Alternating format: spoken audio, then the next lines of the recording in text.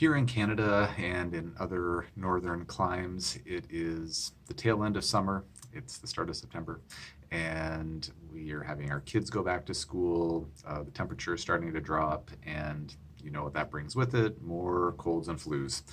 So, over the years, I have worked with countless patients in terms of helping them with their immune system support during cold and flu season. Of course, the majority of my patients are seeing me for complex chronic illnesses, but they're human too. They deal with colds and flus just like anybody. I mean, somewhat ironically, a lot of the folks who have a lot of chronic health issues don't get colds and flus as easily, and then once they start getting better, they'll start to get them more often. And there's interesting theories behind why that's the case.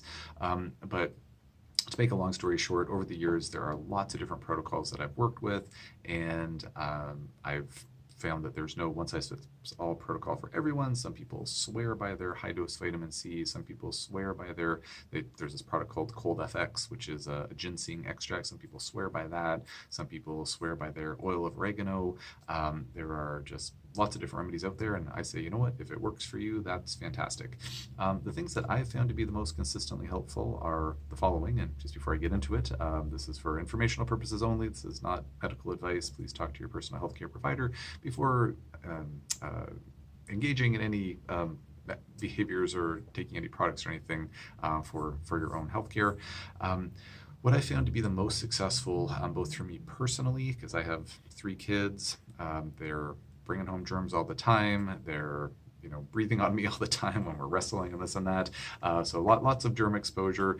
Try to keep my distance with my patients, but I do work in a clinic, and people come in sometimes when they're not feeling well.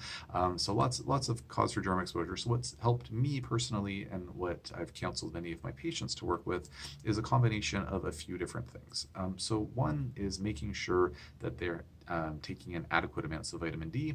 Ideally, that's something that we can confirm periodically through blood testing, but making sure that they're taking a fairly hearty dose of that is something that I think is important. It's a very, very safe supplement, in my opinion, very, very hard to overdose on it.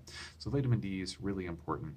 Another thing that I found to be very helpful is working with a nasal spray. I've posted other videos before about nasal sprays for treating mold and MARCoNS.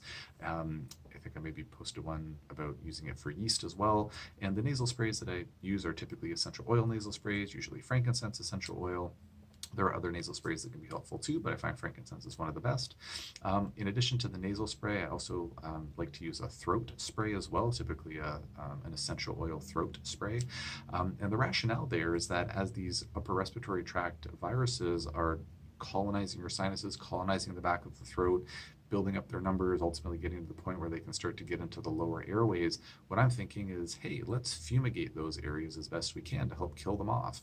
And so that essentially either is going to help eradicate the virus, or it's at least going to keep the viral replication, or the viral count, the viral load lower, so that it buys time for your immune system to start kicking in and fighting it off.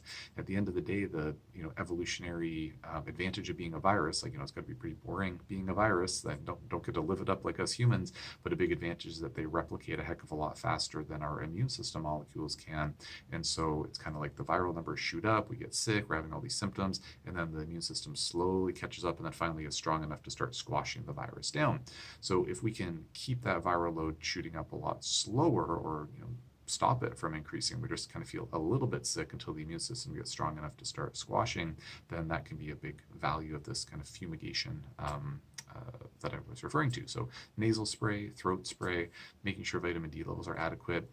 I like to complement the throat spray and the nasal spray with some oral antivirals as well. I love the herbs Houtunia, Isatis, Boneset, Chinese skullcap.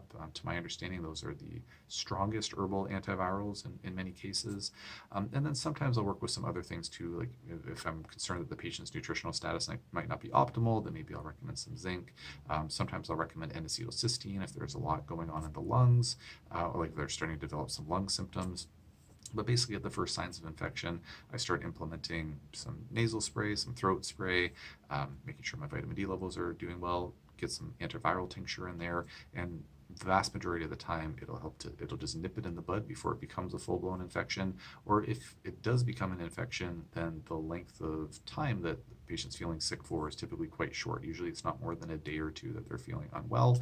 So, take a couple of days off of work or school or whatever, hopefully can rest, and they're good to go. It's incredibly rare that my patients, when they're working with this type of protocol, will say, oh man, this cold or whatnot's been lingering for a couple of weeks now, and oh man, usually it clears up really quite quickly. And I think it's in large part because we're just keeping that viral replication going up really, really slowly, or we can just keep it kind of plateaued as the immune system's able to get in there and squash it.